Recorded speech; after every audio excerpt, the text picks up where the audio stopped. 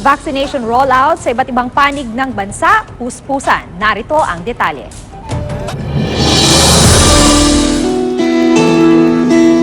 Nitong Huwebes dumating ang mahigit sa 1 milyong doses ng AstraZeneca sa bansa.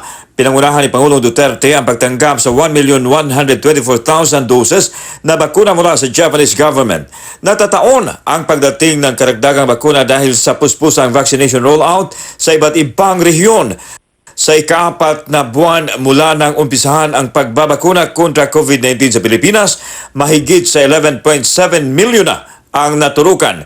Sa datos ng Department of Health, sa kabuuan, mayroon ng 2,868,905 ang fully vaccinated at nasa 8,839,124 katao ang nabigyan ng first dose.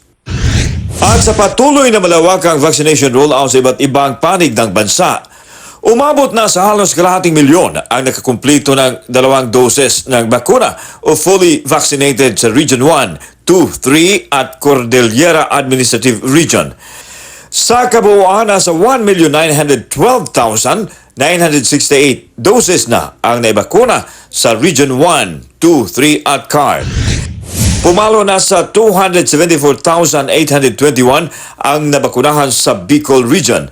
81,099 sa kanila ang nakatanggap na ng second dose o fully vaccinated. Samantalang 193,722 ang naturukan ng first dose. Karamihan sa mga fully vaccinated ay mga medical frontliners at senior citizens.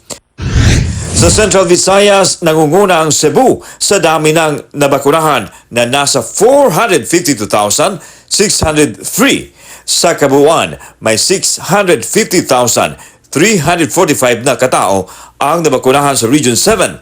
156,764 sa kanila ay fully vaccinated. Sa mahigit 2 milyon na target mabakunahan sa Western Visayas, may 466,750 na ang nabigyan ng bakuna. 135,941 sa kanila ay naturukan na ng second dose. Sa Eastern Visayas, 335,987 na ang nabigyan ng bakuna. 92,124 sa kanila ay nakatanggap na ng second dose at nasa 241,123 ang naghihintay na maging fully vaccinated. Nasa 517,210 doses naman ang naiturok sa Davao Region kung saan 92,071 ang fully vaccinated. Sa Suksajan Region, nasa 236,143 ang nabakunahan, 163,611 ang naghihintay mabigyan ng second dose.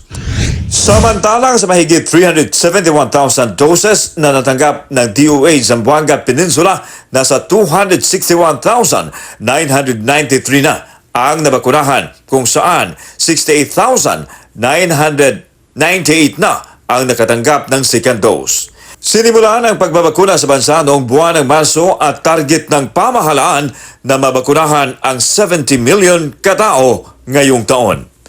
Ako si Alan Domingo para sa GMA Regional TV.